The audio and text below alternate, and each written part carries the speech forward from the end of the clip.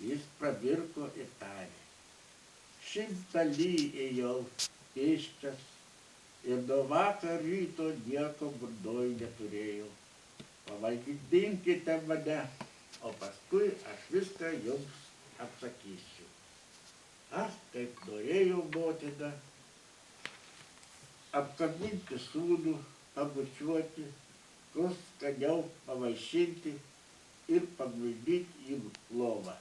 Bet ji nieko negalėjo, nieko nedarė, tik vėl paklausė: negi jau perpratai visus mokslus, kuriuos reikėjo išmokyti per 10 metų?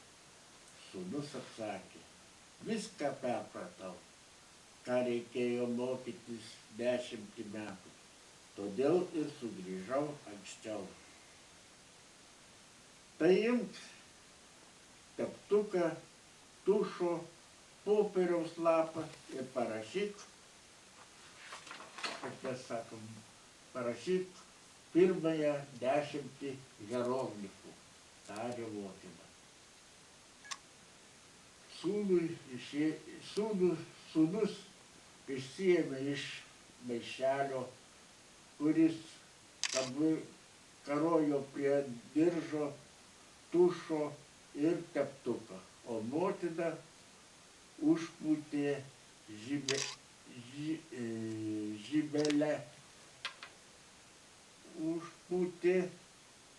žibelę ir tarė: